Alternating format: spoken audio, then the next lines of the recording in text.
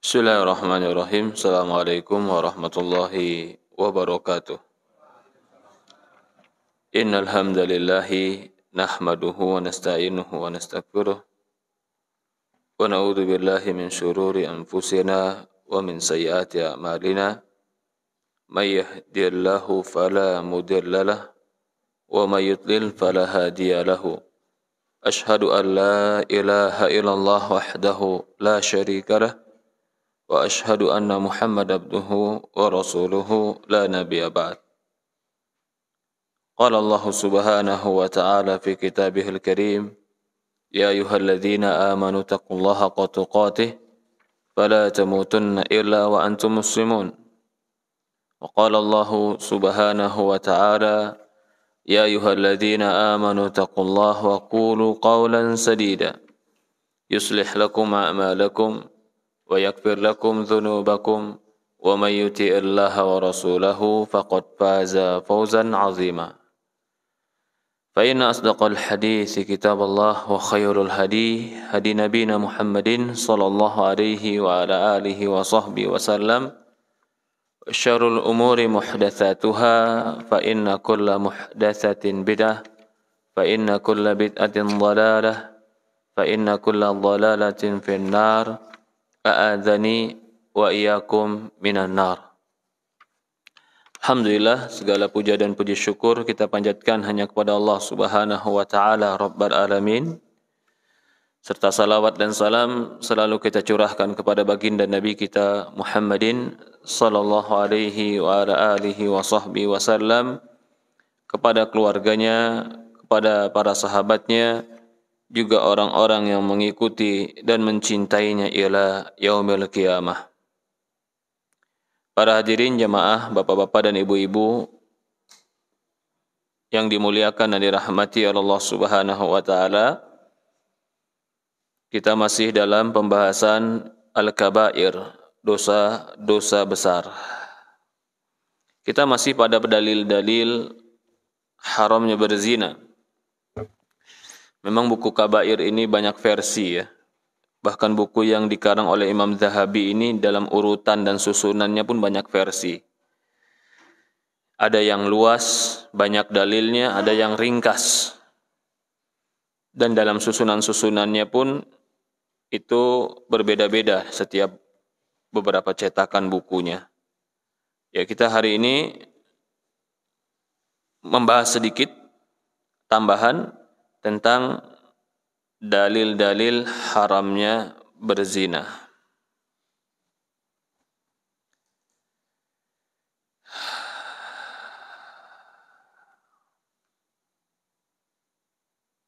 Ya. Berkata Rasulullah SAW, "Idza zana al-'abdu kharaja minhu al-iman kana kadhillah ala ra'sihi thumma aqla'a raja'a ilaihi al-iman." Kata Rasulullah SAW, sesungguhnya seorang hamba jika berzina, maka keluar daripada dia keimanan dari atas kepalanya. Kemudian, kalau dia selesai berzina itu, kembali lagi iman kepada diri dia. Ini hadis diriwayatkan oleh Imam Abu Daud dan yang lainnya. Dalam hadis yang lain dikatakan, man zana aw syarabal khamra naza'allahu minhul iman kama yakhla' insanu qamisu min ra'sihi. Barang siapa yang berzina dan minum khamar, maka Allah melepaskan daripada dia keimanan sebagaimana dia melepaskan bajunya dari atas kepalanya. Ini menunjukkan orang yang berzina itu akan hilang keimanan dalam dirinya. Maka dalam hadis, ada hadis yang mengatakan la yazni zani hina yazni wa huwal mu'min. Tidaklah seorang berzina ketika dia berzina dia menjadi orang yang beriman. Wa la yasriqu sariq hina yasruq wa huwal mu'min. Tidaklah pencuri ketika sedang mencuri dia beriman. Wa la yashrabul khamra hina yashrabuha wa huwa mu'min. Tidaklah seorang yang meminum khamar ketika meminumnya dia beriman. Ini juga hadis yang sahih. Di hadis-hadis ini ingin menegaskan bahwasannya orang yang melakukan perzinahan itu akan hilang dari dirinya keimanan.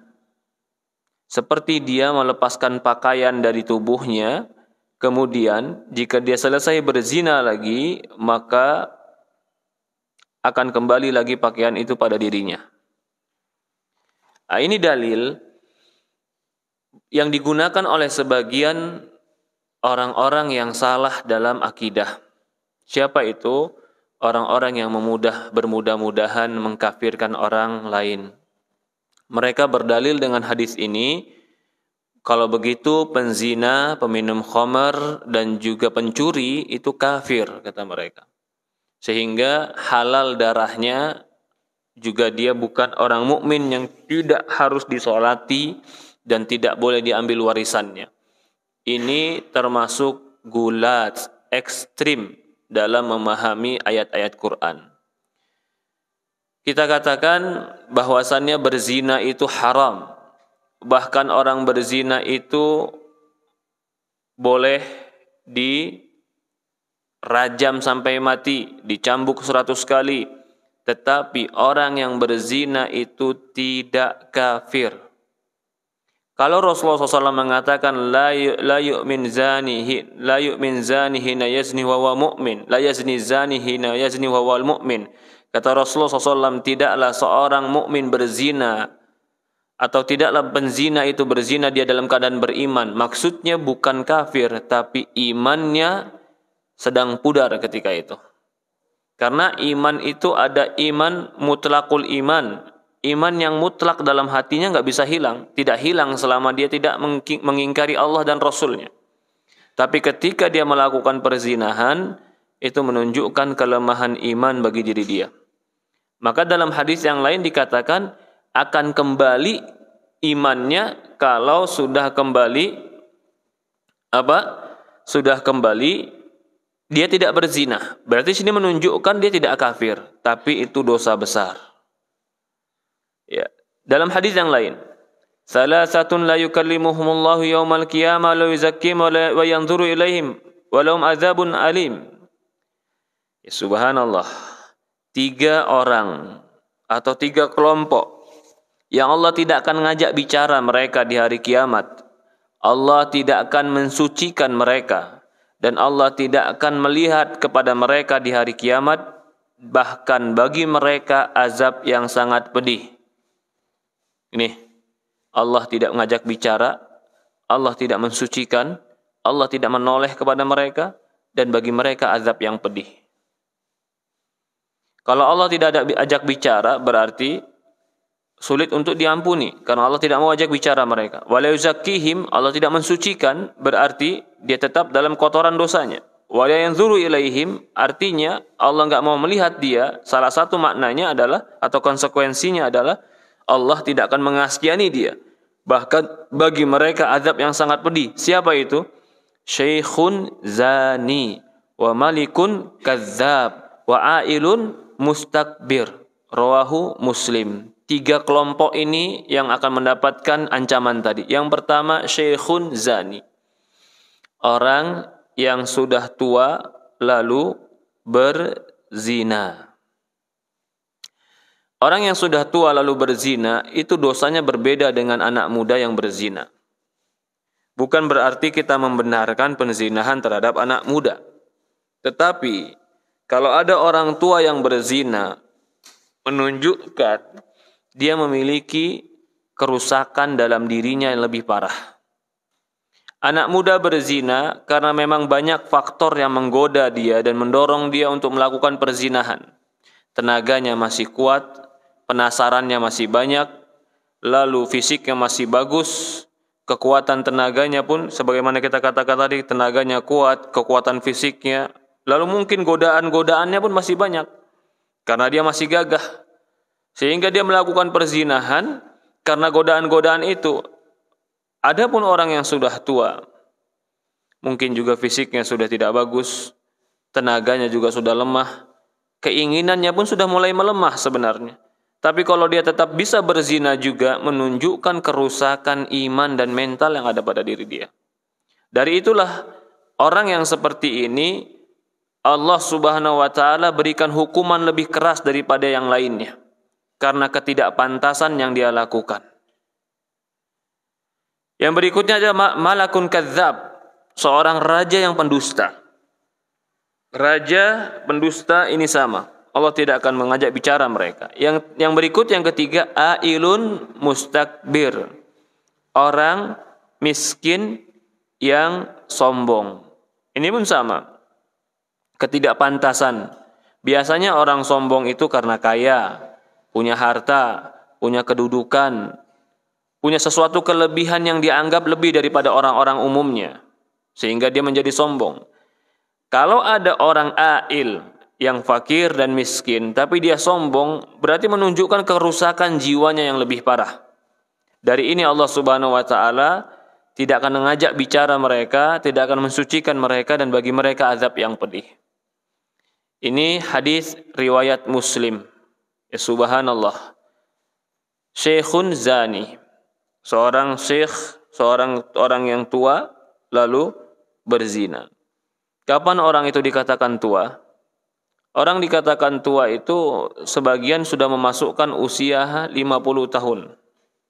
Karena usia 40 tahun itu awal atau akhir kemudaan dan awal masa tua.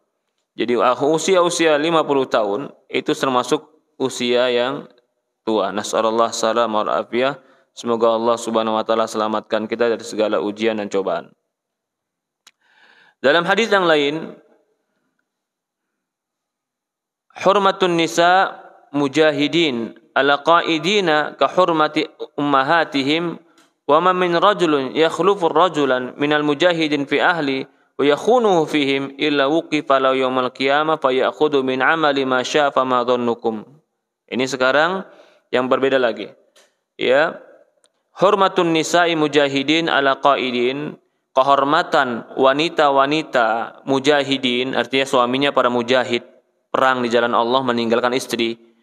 Kehormatan wanita-wanita yang suaminya mujahid dibanding kehormatan wanita-wanita yang suaminya tidak berjihad itu seperti kehormatan ibu-ibu kalian. Artinya, tidak seorang pun yang ditinggalkan, dititipkan keluarga mujahid, lalu dia berkhianat terhadap keluarga tadi, kecuali nanti di yaumul qiyamah dia diberdirikan, dia diambil seluruh amalannya sesuai kemauan daripada mujahid tadi. Rawahu Muslim. Nah, ini maksudnya adalah dosa besar ketika menzinahi istri mujahid.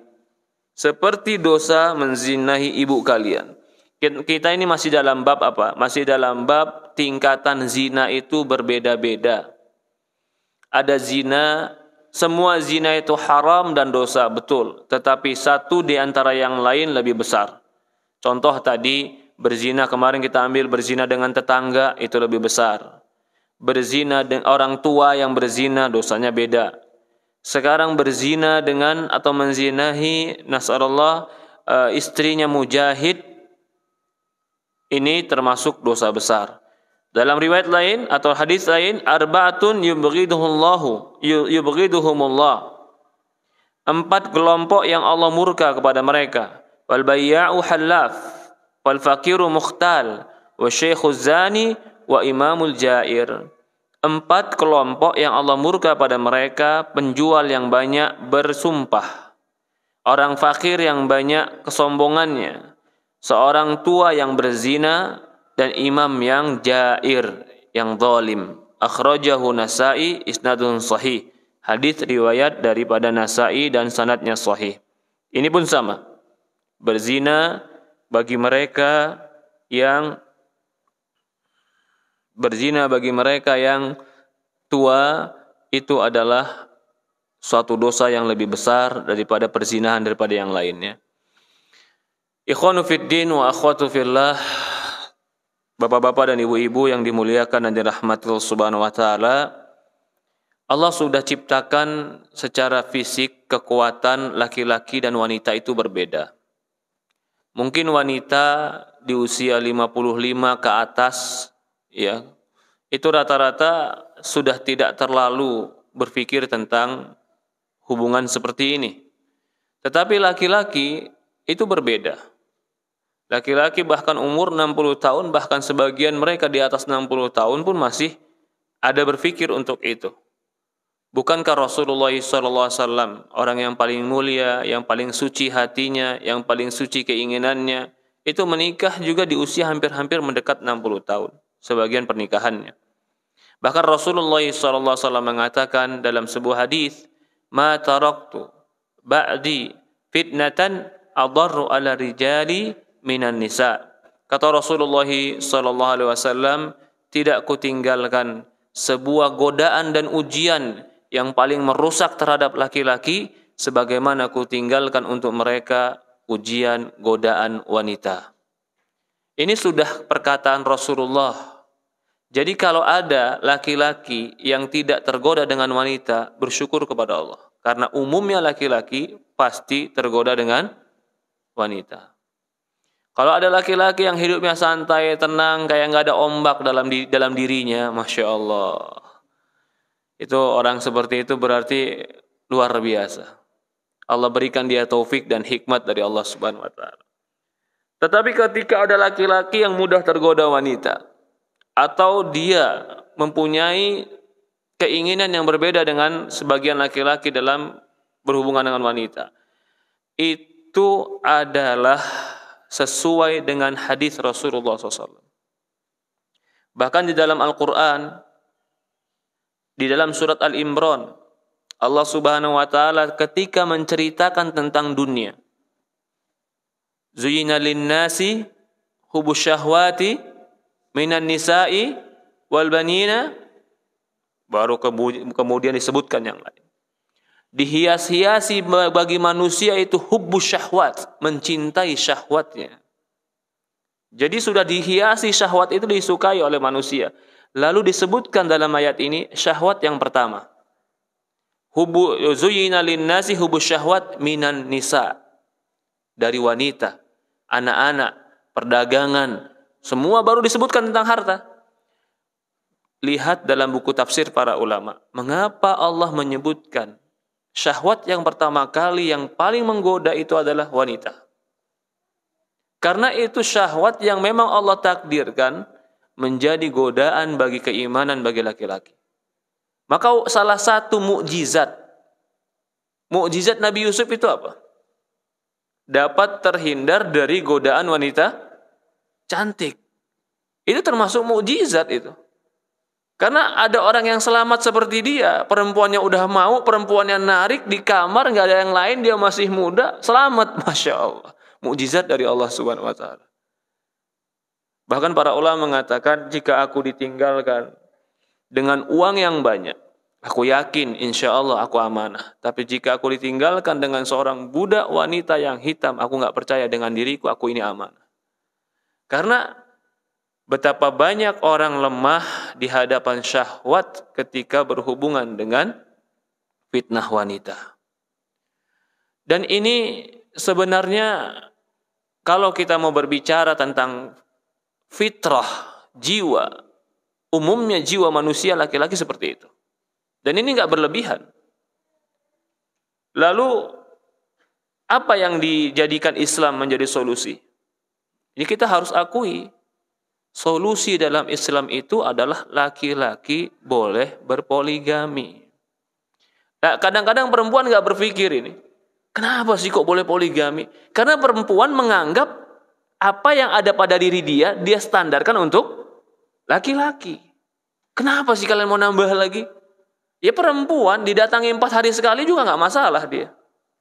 4 hari sekali bagi dia masih nggak masalah. Seminggu sekali libur juga nggak masalah karena dia ada haidnya. Coba bapak-bapak, laki-laki yang masih muda, yang umur 30 tahun. Dia cuma 4 hari sekali datangin istrinya. Belum tentu semua mau. Kenapa itu pula Rasulullah mengatakan jika laki-laki mengajak istrinya, lalu istrinya enggan, la'anatha malaikah. Hukumannya dilaknat malaikat. Karena itu ringkih, sangat lemah laki-laki di sini. Yang ngajarin kita lemah siapa Ustaz? Yang mengabari bahwasannya ini lemah siapa? Allah dan Rasulnya. Belum lagi kenyataannya. Kenyataannya disurvei. Boleh kita buka survei. Dari laki-laki, Berapa puluh laki-laki yang ditanya? Berapa laki-laki yang selamat dalam kehidupan dari fitnah wanita? Kalau ada yang bisa selamat dari fitnah wanita, Masya Allah, berarti orang-orang yang mustaqim, istiqomah. Apalagi orang-orang yang nggak punya agama. Arti nggak punya agama di sini, agama nggak prioritas dalam hidup dia. Prioritas hidupnya bukan agama. Orang seperti itu sangat mudah terganggu dan tergoda dengan fitnah ini.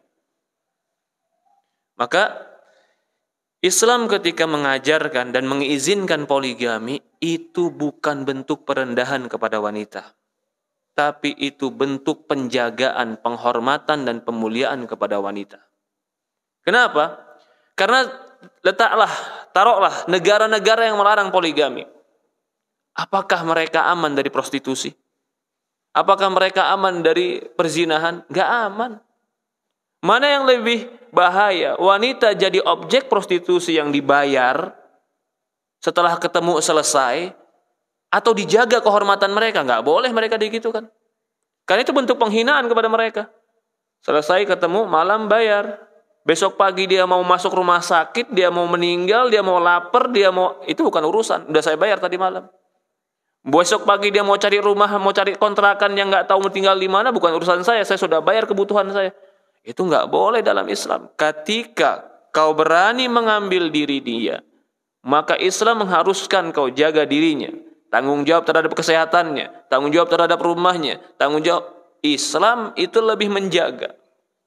Ya, yang kita ingin tegaskan di sini pertama, ini fitnah selalu ada. Bahkan Rasulullah mengatakan, fa inna awal fitnah Bani Israel kanat fin nisa. Kata Rasulullah SAW, sesungguhnya ujian yang pertama kali Allah berikan kepada Bani Israel fin nisa, Allah uji mereka dengan wanita. Dan itu kenyataan, Pak. Kenyataan Bani Israel berani merubah kitab mereka. Bani Israel berani menghalalkan yang haram. Bani Israel berani merubah agama-agama mereka. Ini fitnah belakangan. Setelah kapan? Ketika mereka terfitnah dengan wanita. Ketika mereka terfitnah dengan wanita, yang halal mereka rubah jadi haram, yang haram dirubah jadi halal, yang boleh jadi nggak boleh, yang tadinya terlarang jadi boleh, karena sudah ingin mencari fitnah ini. Tapi memang Allah takdirkan mereka, ya, dengan wanita-wanita yang cantik. Bani Israel itu wanita yang cantik. Karena hadis Rasulullah SAW ini benar. Fa inna awal fitnah Bani Israel kanat fin nisa. Dahulu fitnah yang pertama kali yang Allah turunkan kepada Bani Israel adalah wanita. Kalau begini dipahami, maka ku anfusakum, jaga diri kita. Itu yang pertama. Jaga diri kita dari perkara-perkara yang bisa merusak. Jangan bergampang-gampangan. Jangan menganggap remeh. Juga jangan kita menganggap ini sebuah yang saya bisa jaga diri saya kuat, saya mampu. Jangan. Karena ini merupakan fitnah. Begitu juga bagi wanita. Wanita kadang nggak sadar, apa sih salahnya saya? Keluar cuma pakai minyak wangi. Salah saya di mana? Saya nggak merasa apa-apa kok. Iya, wanita nggak ngerasa. Tapi begitu laki-laki yang mencium minyak wangi, yang tercium, ya tidak, begitu lewat wanita pakai minyak wangi yang tercium wanginya, mungkin si wanita nggak merasa apa-apa, biasa bagi dia. Tapi bagi laki-laki itu fitnah. Maka Rasulullah mengatakan dalam sebuah hadis, idza kharajatil mar'ah liyajida rihaha, jika wanita keluar rumahnya lalu didapati wewangiannya, fa innaha kadza wa kadza, sesungguhnya dia wanita yang seperti ini dan seperti itu. Dikinayahkan sama Rasulullah. Dalam riwayat lain dikatakan lebih tegas, fa innaha zaniyah, dia itu penzina. Penzina apa maksudnya? Bukan berarti berzina hubungan intim, tidak, tapi wangian dia menyebabkan orang lain berpikir yang lain, berpikir sesuatu, itu juga mengatakan zina pikiran, zina perasaan. Itu termasuk zina dalam secara bahasa. Ya. Ini fitnah. Fitnah dari zaman kapanpun ada fitnah ini. Fitnah perzinahan. Ini fitnah dari zaman kapanpun. Dan siapapun bisa terkena fitnah ini. Maka seorang mukmin dia harus berhati-hati dari dosa besar ini. Yang lebih menyedihkan lagi, lebih menyedihkan, seorang laki-laki atau seorang suami diizinkan oleh suami istrinya berzina. Gak apa-apa, yang penting jangan nikah lagi. Ya subhanallah, ini haram, gak boleh. Dan ini kenyataan ada, dia lebih rela suaminya berzina daripada suaminya menikah lagi. Pertama mungkin karena faktor takut bagi-bagi harta. Yang kedua mungkin juga takut faktor gara-gara status. Atau yang ketiga banyak faktor-faktor yang menakut-nakutkan mereka. Tapi yang jelas semua yang membuat mereka takut sehingga mereka melakukan yang haram itu adalah sesuatu yang salah. Harusnya yang ditakutkan itu adalah Allah Subhanahu wa taala. Ini hadis ketika Rasulullah katakan Syekhuz Zani, ada seorang syekh yang berzina. Rasulullah mengatakan ini karena kejadian. Di zaman Rasulullah SAW ada tidak perzinahan? Ada. Coba kita timbang faktor-faktor untuk berzina di zaman itu dengan faktor-faktor untuk digoda berzina di zaman ini. Zaman dulu ada TikTok, Pak? Nggak ada. Ada aplikasi-aplikasi kenalan? Gak ada. Ada foto-foto perempuan yang disebar kemana-mana joget, ngajak, Allahu Akbar. Gak ada. Terjadi perzinahan tapi zaman itu? Terjadi zaman itu perzinahan. Sahabat datang, sahabat loh. Bukan orang jahat yang datang, sahabat yang datang. Perempuan Ghamidiyah. Ya Rasulullah, aku telah berzina. Bukan kita merendahkan kedudukan mereka, tapi kita tahu hikmahnya. Apa hikmahnya? Kalau seandainya di zaman itu nggak ada penzina, mungkin syariat bagaimana menghadapi penzina akan sebuah cerita saja, nggak ada kenyataan. Tapi ternyata di zaman itu beberapa sahabat ada yang berzina. Ada juga kisah suami istri yang saling bersumpah di hadapan Rasulullah, kamu berzina. Dia datang sama Rasulullah, ya Rasulullah, istriku berzina. Ya Rasulullah SAW ketika itu bilang, kamu kalau menuduh orang berzina bawa saksi 4, kalau enggak kamu dicambuk. Karena ini asal Islam. Menuduh orang berzina harus bawa saksi 4 yang melihat perzinahan itu, bukan melihat hanya sekedar ciuman, melihat timba masuk sumur. Kapan bisa dilihat? 2 orang ngelihat aja kerasa kerusuk langsung bubar, ya enggak? Apalagi 4 orang yang melihat, pasti enggak bisa kelihatan. Dia bilang, ya Rasulullah, aku ini suami, aku tahu istriku. Kata Rasulullah, bawa bukti. Aku suami, kata dia. Rasulullah nggak terima tetap. Sampainya akhirnya turun syariat yang berikutnya. Apa syariat berikutnya? Allah menjadikan mula'anah. Apa itu mula'anah? Ini dalam pernikahan ada. Jika salah seorang pasangan menuduh pasangannya berzina, dia bersumpah 4 kali, 5 kali, demi Allah, dia, si fulanah binti fulanah, atau fulana binti fulan, istriku berzina, demi Allah, fulan binti fulan, 4 kali bersumpah. Yang kelima dia bilang, wa in kuntu kadziban, kalau aku dusta terhadap tuduhanku ini, la'natullah 'alal kadzibin, Allah melaknat pendusta. Si perempuan pun bersumpah, demi Allah, tuduhan dia bahwasannya aku berzina, aku tidak berzina. Bersumpah beberapa kali sampai akhirnya mengatakan, laknatullah, aku bersumpah Allah akan melaknat bagi pendusta. Jadi si suami bersumpah, si istri bersumpah saling melaknat. Kalau betul-betul terjadi, maka akan terjadi laknat di antara salah satu mereka. Yang sering terjadi adalah apa yang terjadi? Salah satunya mendapatkan penyakit. Terbukti enggak, tapi akhirnya mendapatkan penyakit salah satunya. Karena mula'anah itu ada dalam Islam. Karena kalau suami diminta atau istri diminta saksi 4 orang, mana saksimu suamimu berzina? Dia sulit. Tapi karena dia tiap hari bersama, dia tahu pasti ada perzinahan. Pasti ada serong. Pasti ada sesuatu yang salah. Yang kita ingin tegaskan, ini terjadi di zaman baginda Nabi kita Muhammad SAW. Zaman yang terbaik. Yang Rasulullah mengatakan khairun nasi qarni, sebaik-baiknya zaman adalah zamanku. Kejadian ini terjadi di zaman itu tidak mengurangi kebaikan zaman tersebut, karena kebaikannya lebih banyak. Kejadian yang seperti ini sedikit. Tetapi yang ingin kita menjadikan catatan bahwasannya, jika di zaman itu bisa terjadi, maka di zaman ini sangat mudah bisa terjadi. Tidak memandang siapapun, kalau tidak menjaga pergaulannya, tidak menjaga etikanya, tidak menjaga hatinya, tidak menjaga matanya, maka dia akan terjerumus dalam dosa ini. Dari itulah Allah mengatakan ketika Allah Subhanahu wa taala memerintahkan kita untuk menundukkan pandangan, qulil mu'minin yaghuddu min absarihim wa yahfadhu furujahum. Katakan kepada orang-orang beriman agar mereka menundukkan pandangan mereka dan jaga kemaluan mereka.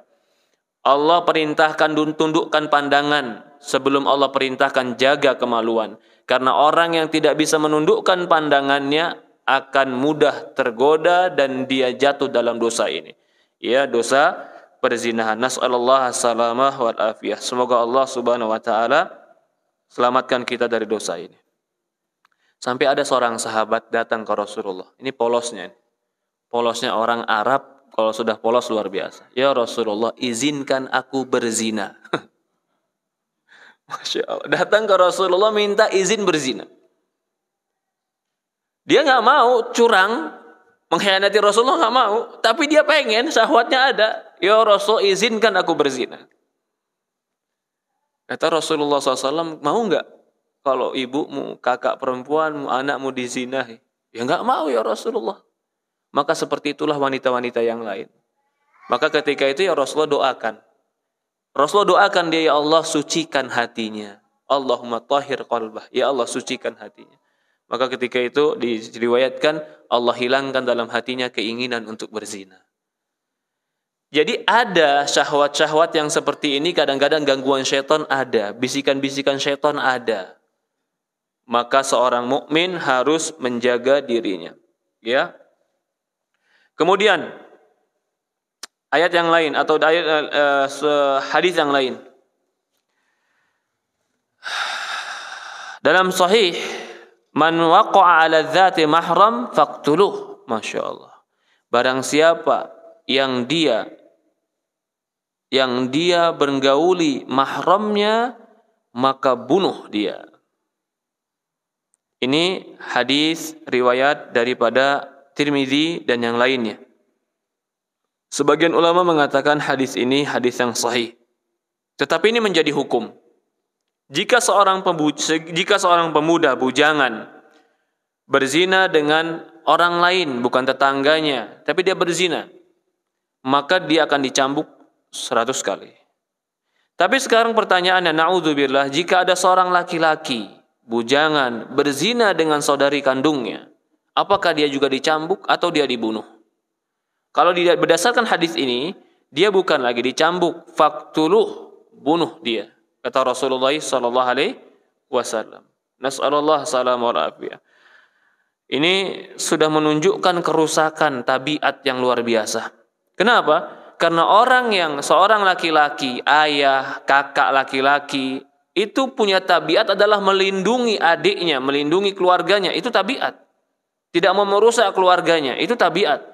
Ketika dia memiliki hasrat berzina sampai dia menzinai keluarga dekatnya, adiknya, atau kakaknya, atau anaknya, itu menunjukkan bukan saja syahwatnya yang rusak, tapi tabiat dia juga rusak. Sudah keluar dari tabiat manusia yang baik. Maka dari itu, faqtuluh. Orang seperti ini hukumannya adalah dibunuh. Allahu a'lam. Biasanya di dalam Islam yang saya pahami, jika ada hukuman yang dibunuh, karena memang untuk mengembalikan tabiatnya itu berat. Kalau bukan karena sulitnya mengembalikan tabiat, yang kedua karena pantasnya mendapatkan hukuman itu. Contoh, apa saja sih yang boleh dibunuh dalam Islam? Pertama, LGBT boleh dibunuh. Nanti kita bahas. Yang kedua, apa lagi yang boleh dibunuh dalam Islam? Orang yang murtad boleh dibunuh. Karena kemurtadan itu kalau dibiarkan, ya, itu akan menyebabkan orang lain pun lemah. Sama kayak sekarang ini. Apa yang mereka sedang, ini kita nggak sadar ya, tapi mereka lakukan ini. Apa yang mereka lakukan sekarang dalam melemahkan keimanan dan ingin mencampur adukan agama? Setiap berita, artis ini masuk pindah agama, artis ini pindah agama. Apa hubungannya dengan kita? Itu urusan dia. Betul, nggak ada hubungan dengan kita dan urusan dia. Tapi apa hubungannya dengan pencucian otak? Ada hubungan dengan pencucian otak. Akhirnya apa yang terjadi? Biasa pindah agama. Orang-orang yang diidolakan pada pindah agama, akhirnya pindah agama itu apa? Suatu yang terbiasa. Jadi orang nggak takut untuk pindah agama. Sementara di dalam Islam, man baddala dinahu faqtuluh. Barang siapa yang pindah agamanya, bunuh. Apa fungsinya? Agar orang nggak bermudah-mudahan berpindah-pindah agama. Agar orang berhati-hati dalam pindah agama. Jadi kalau ada dalam Islam hukuman yang bunuh, biasanya itu adalah dosa yang sulit kembali atau dosa yang besar yang Allah Subhanahu wa taala perintahkan untuk dibunuh. Termasuk adalah kisos. Kenapa kisos? Orang bunuh dibunuh lagi. Karena agar orang nggak bergampang-gampangan membunuh. Ya, tidak bergampang-gampangan membunuh. Allah alam. Di dalam hadis Barra anna khala ba'athahu Nabi sallallahu alaihi wasallam ila rajulun arras bimra'atin abih an yaqtuluh wa yukhammisu ma'alahu. Ya subhanallah. Rasulullah SAW ketika itu mengutus Barra, atau Barra berkata, khalahu ba'atha Nabi, pamannya diutus oleh Nabi SAW kepada seorang laki-laki yang ketika itu laki-laki ini mengambil istri bapaknya. Mengambil istri bapaknya ini maksudnya ya ibu tirinya. Rasulullah SAW memerintahkan untuk membunuhnya dan mengambil seluruh hartanya. Ini hukuman berikutnya. Bukan saja dibunuh, hartanya juga tidak diberikan oleh dia dan keturunannya. Ini bagi mereka yang jatuh kepada mahramnya. Ibu tiri itu mahram. Dan itu tidak boleh. Di zaman dulu, awal sebelum datangnya Islam, ibu tiri itu jadi warisan. Nasallallahu alaihi. Jadi bapaknya punya istri 4 umpamanya. Anaknya besar-besar, laki-laki. Begitu meninggal, apalagi zaman jahiliyah, bapaknya punya 10 bisa. Meninggal bapaknya, ini istrinya, istri-istri bapaknya jadi warisan buat anak-anaknya. Tinggal milih anaknya, mau ibu tiri yang mana. Ya, subhanallah. Itu di zaman jahiliyah begitu. Islam mengharamkannya. Islam melarang itu. Maka pernah terjadi juga di zaman Islam seorang anak yang menggauli ibu tirinya. Allah musta'an. Ya, ini hadis-hadis berkaitan tentang perzinahan. Kita masuk dalam bab yang baru sedikit lagi. Hampir mirip dengan bab perzinahan. Babul liwat. Bab homoseksual. Bab homoseksual. Sebenarnya homoseksual ini bukan hanya berbicara tentang laki-laki, tetapi homoseksual juga ya bisa dimaksudkan lesbi. Tapi di zaman itu tidak terlalu banyak lesbi itu dibicarakan. Yang paling banyak dibicarakan adalah homoseksual. Ini juga termasuk dosa besar yang lebih jelek daripada perzinahan. Berzina itu dosa besar, dosa yang tidak pantas. Tetapi itu memang ada dorongan tabiat manusia ke situ.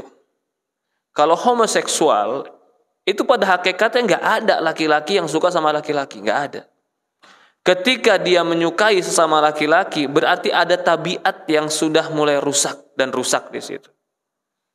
Banyak faktor seorang itu melakukan kerusakan liwat, homoseksual. Maaf Pak, ada seorang suami punya istri, tapi begitu pernikahan lama-kelamaan nggak merasa senang dengan istrinya. Akhirnya dia suka sama laki-laki. Apa faktornya? Ternyata salah satu faktornya adalah dia punya penyimpangan yang salah dalam seks. Bagaimana itu? Maaf, kalau mungkin agak lebih vulgar. Dia hubungan sama istrinya, begitu dia hubungan melalui depan nggak puas, dia hubungan istrinya melalui belakang. Ternyata ketika dia berhubungan dengan istrinya melalui belakang, dia mendapatkan sesuatu yang berbeda dan kepuasan yang berbeda. Sehingga dia lakukan. Apa yang terjadi? Akhirnya terpikir sama dia, belakang perempuan sama belakang laki-laki itu sama. Naudzubillah. Maka itu para ulama mengatakan, laki-laki yang mendatangi istrinya melalui duburnya, dia telah melakukan liwat homoseksual walaupun kecil. Maka dikatakan liwatus shaghir, homoseksual yang kecil. Karena ini bisa menjadi faktor orang itu jadi homo. Udah nggak puas lagi dengan yang di depan, dia puas dengan yang di belakang. Kenapa? Karena dia nyoba dengan seorang wanita yang lama-kelamaan merusak tabiatnya. Maka itu haram. Laki-laki mendatangi istrinya di duburnya itu haram. Dan itu pun tidak ada kenikmatan bagi wanita. Tidak ada kenikmatan bagi wanita kecuali akan menyakiti dirinya sendiri. Dan yang lebih parah lagi, akan menumbuhkan di dalam jiwa adalah homoseksual. Perlahan demi perlahan, sedikit demi sedikit keluar homoseksual. Dan ini termasuk dosa besar. Orang yang mengingkari homoseksual adalah dosa besar dan dosa yang diharamkan, berarti dia telah mengingkari Al-Quran. Orang yang mengingkari Quran, apa hukumnya? Kafir. Gak boleh. Maka jika ada orang yang melakukan homoseksual, tapi dia tetap mengakui itu haram, itu gak boleh, tapi dia terjatuh ke situ, itu dosa besar yang sangat besar. Tapi orang yang jatuh kepada homoseksual lalu mengatakan itu halal dan itu boleh, itu adalah kafir. Karena dia menghalalkan apa-apa yang Allah Subhanahu wa taala haramkan. Tetapi memang kebanyakannya orang yang jatuh pada, perhatikan ini, orang yang jatuh kepada penyakit homoseksual, dia akan mengarah kepada kekufuran, mengganti agama. Kenapa? Karena dia lebih mendominasi syahwat dan nafsunya daripada iman kepada Allah Subhanahu wa taala. Kita akan baca di sini. Wa qad qassallahu azza wa jalla alaina fi kitabil aziz. Zaman sekarang pun harus hati-hati, anak kita laki-laki, ya subhanallah. Kalau kita baca berita di kota ini juga, anak-anak muda yang terpengaruh dengan homoseksual, banyak sekali. Ya kata berita. Ya kalau bukan berita yang kita tahu dari sini, ya mereka yang mencari. Tentu mereka yang membuat pendataan masalah ini. Dan itu mungkin terjadi. Kenapa?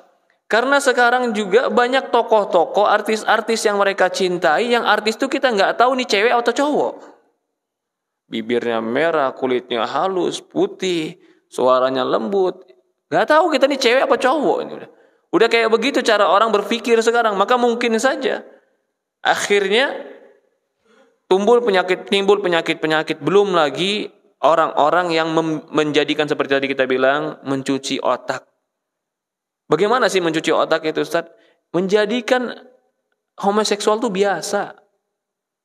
Di mana-mana udah seolah-olah hanya sekedar obrolan yang di warung. Padahal dia sedang mengiklankan, sedang menontonkan ke anak-anak muda. Apa yang ditontonkan? Ini loh homoseksual. Apakah itu langsung mengajak ayo homoseksual? Enggak. Tapi sedang apa? Sedang mempengaruhi sedikit demi sedikit. Saya rasa semua orang paham tentang teori-teori seperti ini. Teori-teori untuk menanamkan sebuah keyakinan dengan perlahan pasti akan merubah orang lain. Apa yang dia rubah? Yang dia dengar, yang dia lihat, yang lingkungannya dia alami. Ya, Allah musta'an. Dan di antara juga salah satu sebab yang pernah terjadi yang saya pahami, selain dia bergaul, homoseksual itu terjadi gara-gara sering nonton film porno. Mengapa ini bisa terjadi?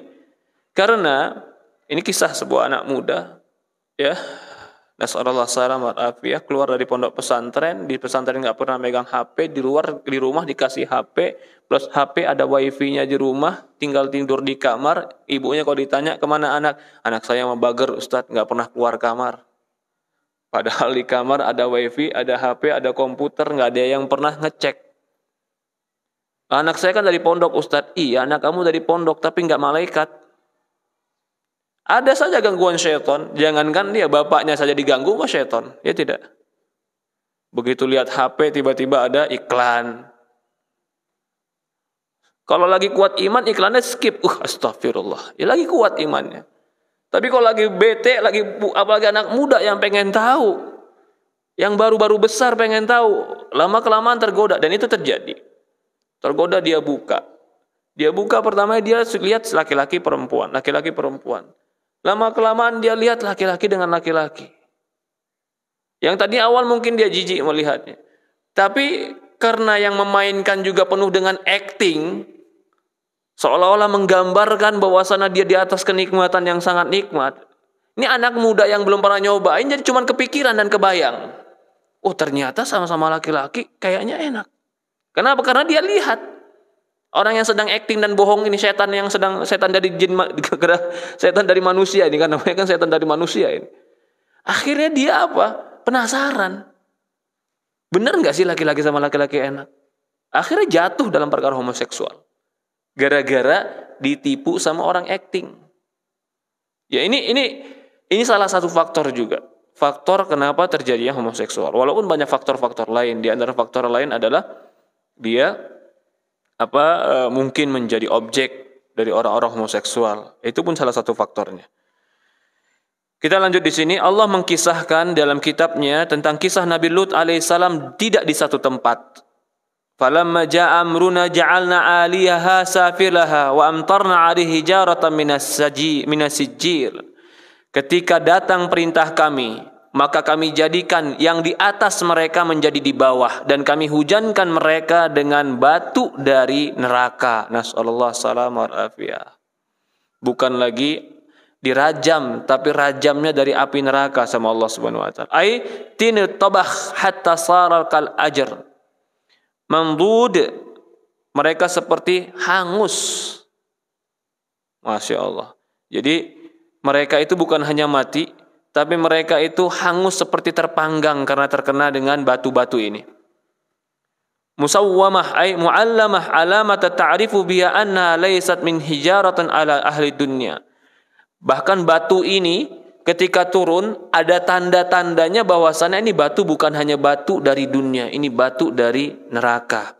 Inda rabbik, di sisi Allah. Fi khazainih allati la yatasarraf fi syai'in minha illa bi idznih wa ma hiya min zalimin bi ba'id. Dan ini bagi orang-orang yang zalim tidak jauh.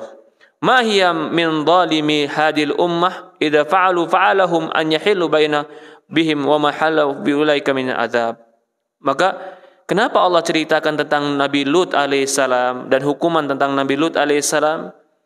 Itu menunjukkan kepada Allah ingin memberikan perhatian, warning, hati-hati. Siapa saja yang berbuat seperti buatnya Nabi Lut alaihissalam, maka Allah subhanahu wa ta'ala akan berikan mereka hukuman yang sama. Bahkan sebuah penelitian mengatakan salah satu penelitian menegaskan sebab keluar pertama kali penyakit AIDS adalah terjadinya hubungan laki-laki melalui dubur laki-laki. Jadi ternyata itu penyebab haid. Lalu laki-laki ini berhubungan dengan wanita lain, wanita pun kena. Jadi hati-hati dengan ya memang kotoran, tempat kotoran lalu dia masukkan maka menjadi penyakit lah dijadinya. Allah Subhanahu wa taala jika mengharamkan sesuatu, pasti yang Allah haramkan itu akan terjadi bencana dan azab dari Allah. Rasulullah mengatakan, "Akhafu ma akhafa 'alaikum 'amal qaumul Lut." Aku sangat khawatir atas kalian terjadi apa yang terjadi di dalam kaumnya Lut, yaitu homoseksual. Wa la'ana man fa'ala thalathan. Bahkan Rasulullah melaknat orang yang melakukannya 3 kali. La'anallahu man 'amila 'amala qaumul Lut, la'anallahu man 'amila 'amala qaumul Lut, la'anallahu man 'amila 'amala qaumul Lut. Allah melaknat orang yang melakukan perbuatan Nabi Lut, kaumnya Nabi Lut. Allah melaknat perbuatan kaumnya Nabi Lut. Allah melaknat perbuatannya kaum Nabi Lut. Man wajadtumuhu ya'malu 'amala qaumul Lut faqtuluhu fa'il wa maf'ulu bih. Masyaallah. Siapapun yang kalian dapatkan yang melakukan amalan kaumnya Nabi Lut, bunuh dia, baik fa'il pelakunya atau objeknya.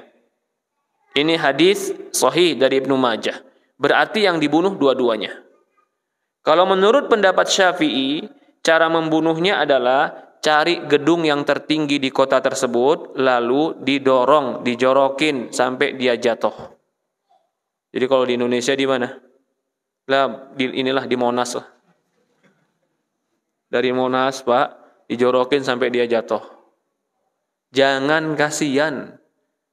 Karena dia merusak dirinya, merusak lingkungannya, menyebab datangnya azab Allah. Ya. Kalau dia bilang, kan sekarang ini banyak bentuk pembenarannya apa? Enggak kok, saya memang tabiat saya dari kecil begini. Enggak ada tabiat orang dari kecil kayak begitu. Tetapi kau yang membiarkan tabiat itu berkembang dalam dirimu. Maka dari itu orang tua juga harus punya ketegasan. Anak-anak kecil, laki-laki, mainannya laki-laki. Jangan anak-anak kecil dikasih mainan, anak laki-laki dikasih mainan perempuan. Jangan. Loh kan masih kecil Ustadz. Kita khawatir setan membisikkan kepada hatinya mencintai sesuatu yang ada pada perempuan. Kita biarkan, akhirnya berkembang itu tadi. Nanti ketika besar timbul klaim, memang dari kecil saya suka seperti perempuan. Memang ada orang yang di dalam Islam itu diakui punya dua kelamin, ada. Dan dia boleh milih salah satu dua kelamin itu, ada. Itu dalam Islam ada. Bahkan dibahas dalam kitab Mawaris. Dia dapat warisan laki-laki atau dapat warisan perempuan. Jangan ketika warisan dia bilang laki-laki, ketika kenyataan dia bilang dia perempuan. Ya subhanallah. Karena warisan laki-laki 2 kali lipat daripada warisan perempuan. Bagaimana Islam menghadapi orang yang memang memiliki dua kelamin? Islam menghadapi seperti ini dibiarkan sampai dia agak besar. Ya, dibiarkan sampai besar. Ada beberapa faktor, maaf, contoh, kalau dia punya dua kelamin, punya kelamin laki-laki, punya kelamin perempuan, boleh dilihat yang paling banyak keluar pipisnya yang mana? Yang paling sering dipakai yang mana? Kalau ternyata yang paling sering dipakai yang laki-laki, maka yang perempuannya ditutup, dia dijadikan laki-laki, warisannya jadi warisan laki-laki. Tapi kalau ternyata dari kecil dianggap laki-laki sama orang, ternyata dia punya dua kelamin, dan kelamin wanitanya haid, kelamin laki-lakinya tidak terlalu berkembang, maka yang seperti ini kelamin laki-laki yang dihilangkan dan dia dianggap wanita. Itu boleh dalam Islam, ada. Tetapi kalau memang dari kecilnya dia laki-laki, sempurna laki-laki, maka nggak ada alasan untuk mengatakan saya perempuan. Maka dari kecil sudah dididik kemana dia ini, laki-laki, laki-laki, perempuan itu perempuan. Ya, jadi tidak ada bentuk pembenaran seperti perkataan-perkataan mereka yang sampai mereka mengatakan saya terjebak dalam dalam tubuh yang salah. Nggak ada orang terjebak dalam tubuh yang salah. Tapi syaitan yang sudah menguasai dirimu. Kalau seandainya orang berakal, saya tahu, kalau seandainya pernikahan sesama jenis itu dihalalkan dan diperbolehkan, selain penyakit-penyakit yang menyebar, bagaimana terusnya kehidupan manusia? Habis manusia, nggak ada manusia nanti. Allahu Akbar. Ya, di sini hadis, man wajadtumuhu ya'mal amala qaumul Lut faqtuluh. Barang siapa yang kau dapatkan melakukan perbuatan kaum Nabi Lut, maka bunuh dia. Allah alam di zaman Nabi tidak ketemu nih. Saya belum dapatkan hadisnya ada orang yang homoseksual di zaman Nabi.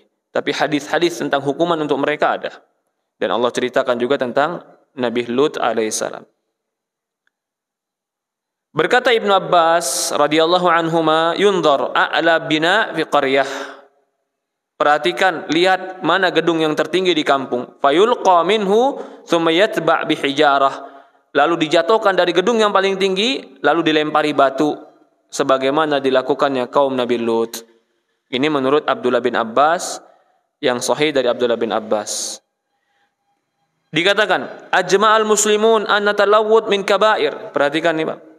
Ijma' kaum muslimin bahwasannya melakukan perbuatan Nabi Lut termasuk dosa besar yang Allah haramkan. Kalau ini dikatakan ijma', berarti dalilnya Quran, dalilnya hadis, dalilnya kesepakatan orang Islam. Maknanya kalau ada orang yang tidak sepakat dengan ini, dia bukan Islam. Dia bukan Islam. Walaupun dia tidak melakukannya, tapi dia katakan itu halal, dia keluar dari Islam.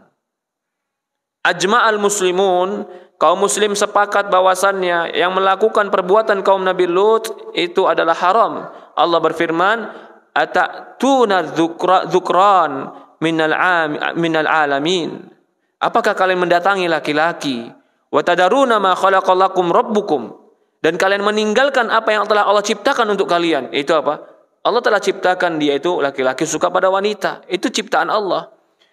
Min azwajikum bal antum qaumun adun. Bahkan kalian kaum yang melampaui batas. Ay mujawizuna min halal ila haram.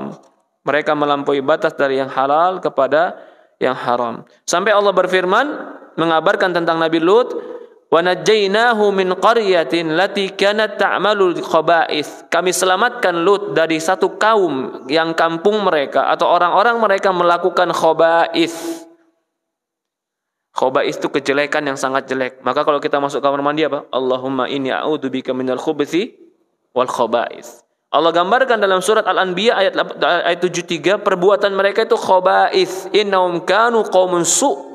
Mereka itu adalah orang-orang yang jelek, fasikin, orang-orang yang fasik. Sangat jelas celaan Allah kepada mereka yang berbuat seperti kaum Lut ini. Nasallallahu assalamu alaihi. Maka dari itu, ya, di zaman sekarang orang tua banyak-banyak memperhatikan anaknya. Bukan berarti kita suudzon sama anak kita, tidak. Tapi orang-orang yang sudah rusak tabiatnya, orang-orang yang Lut seperti ini, zaman sekarang udah gentayangan. Banyak. Jangan sampai keluarga kita, anak kita, lingkungan kita terperangkap dengan orang-orang seperti ini. Selain kita doa kepada Allah, Rabbana hablana min azwajina wa dzurriyyatina qurratal a'yun waj'alna lil muttaqina imama. Perhatikan bagaimana keadaan mereka. Perhatikan bagaimana pergaulan mereka. Allah musta'an. Ya, insyaallah kita lanjutkan di pertemuan akan datang sedikit lagi tentang kaum Lut. Kemudian itu kalau di buku yang ini masuk dalam dosa berikutnya adalah dosa riba. Allahu a'lam. Mungkin ada pertanyaan, tafadhol. Nasallallahu.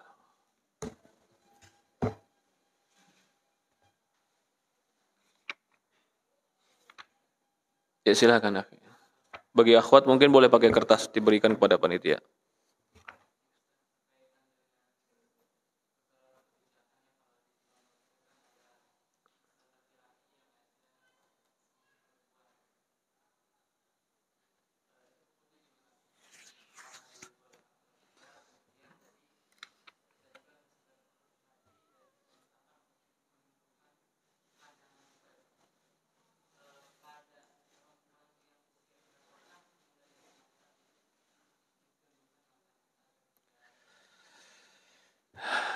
Subhanallah. Kalau kita berbicara wajib, maka wajib laki-laki dewasa dan perempuan yang balik untuk menjaga diri dan pandangan. Itu wajibnya. Ya. Kalau anak kecil dengan laki-laki dewasa itu tidak wajib. Tetapi terkadang ada anak-anak yang SD umpamanya. Dia belum, apalagi anak SD sekarang, umur kelas 5 SD sudah haid sekarang itu. Subhanallah. Ya. Kelas 5 SD sudah haid. Dulu mungkin zaman-zaman dulu orang SMP baru haid.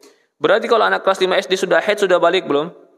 Sudah. Guru laki-laki harus jaga diri dari dia. Dia pun harus diajarkan adab.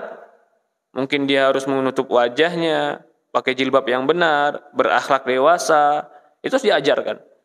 Jadi kalau sudah balik, usia wajib. Usia sebelum balik adalah usia yang kita didik. Jadi bukan berarti sebelum balik bergampang-gampangan, tidak juga. Tidak juga, ya.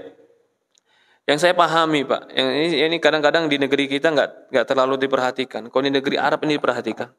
Apa itu? Memang anak-anak kecil-kecil, anak laki-laki kecil, perempuan kecil. Tetapi di sana nggak ada guru meluk anaknya di pangku, nggak ada. Aib. Kenapa aib? Pasti melakukan? Ya enggak. Tutup pintu semua itu. Biarkan anak duduk di depan kita, kita duduk depan dia. Jadi nggak ada di sana itu anak-anak yang dipeluk-peluk sama guru, anak TK, guru laki-laki, anak TK yang perempuan, bahkan anaknya laki-laki, nggak ada. Aib. Aib seperti itu. Ya. Sampai suatu hari karena mereka itu selalu menjaga perkara seperti itu, saya baru datang dari Indonesia. Waktu itu masih ya ketemu anak Arab. Badannya gemuk, Pak. Lucu saya lihat. Saya pegang, badannya saya pegang. Marah dia. Dan itu sudah dididik sama mereka. Ternyata anak laki-laki pun harus dididik, jaga dirimu. Apakah buat suudzon? Bukan. Kita nggak tahu manusia itu bagaimana, beraneka ragam. Jadi lebih baik jaga diri dia. Nah, sekarang Ustadz, apakah, kalau saya nggak setuju. Para asatid yang ngajar-ngajar TPQ, anak-anaknya dipangku. Saya nggak setuju. Kenapa? Karena belum tentu itu menjadi sebuah kelembutan. Lembut wajib. Ramah sama anak-anak harus. Tapi mengajari semua etika juga harus. Lalu bagaimana dengan sekolah yang anak-anak yang tidak atau anak-anak diajari guru laki-laki? Ya begitu ya. Ini memang terkadang jadi masalah. Ya. Jangan bergampang-gampangan, ini yang paling penting. Jangan bergampang-gampangan.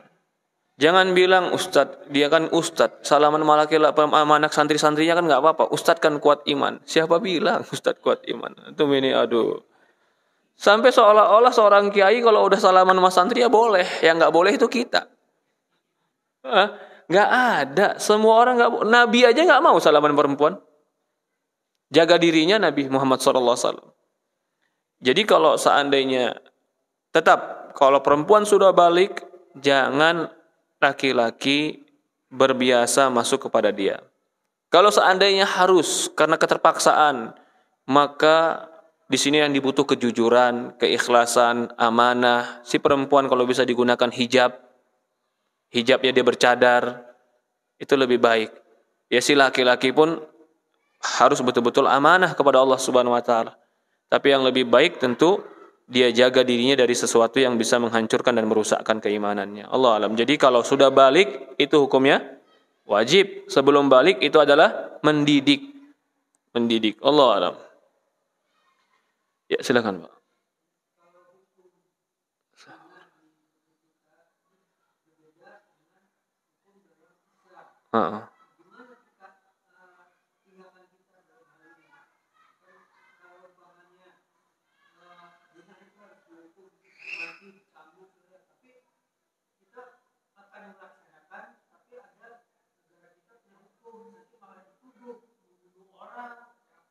Ya.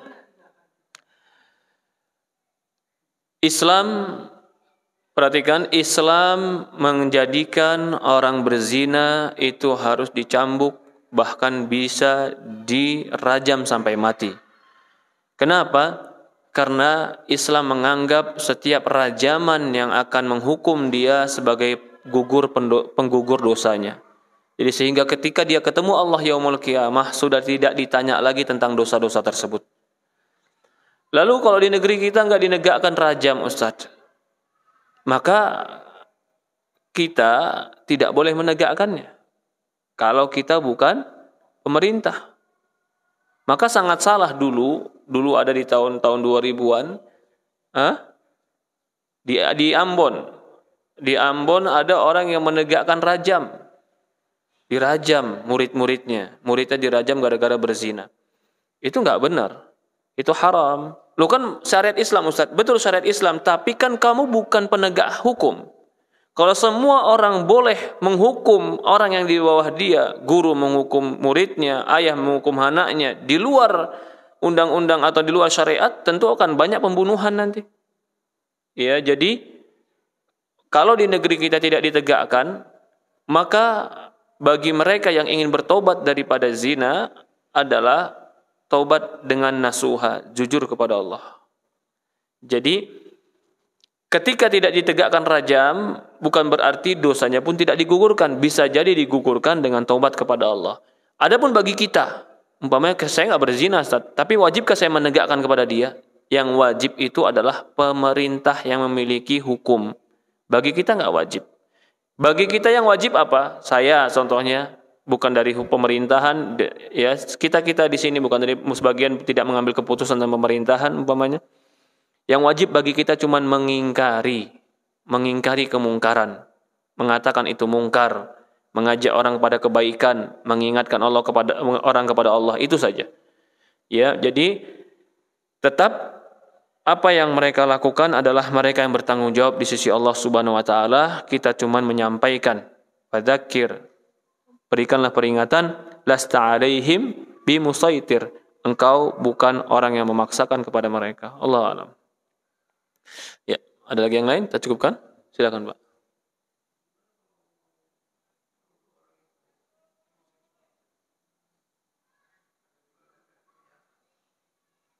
Iya. Bagaimana menuduh orang itu homoseksual? Karena itu nggak kelihatan. Ya maka harus dengan bukti yang pasti. Allahu a'lam, salah satunya adalah ada saksi-saksi yang melihat dia melakukan itu. Saksi-saksi yang melihatnya. Jika tidak ada saksi-saksi yang melihatnya lalu kita menuduhnya, maka itu tidak diperbolehkan. Ya.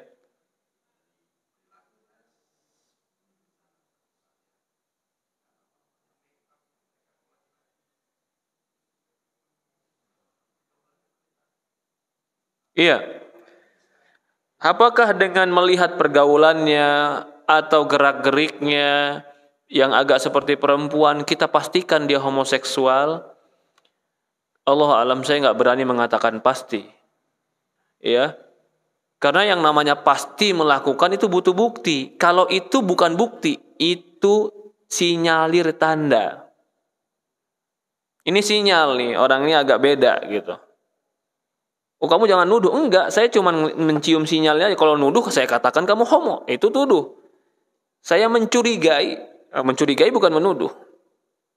Menuduh itu memvonis. Ya jadi berbeda. Allahu a'lam. Ada lagi yang lain? Kita cukupkan sampai di sini.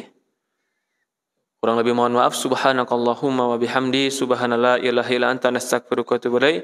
Assalamualaikum warahmatullahi wabarakatuh.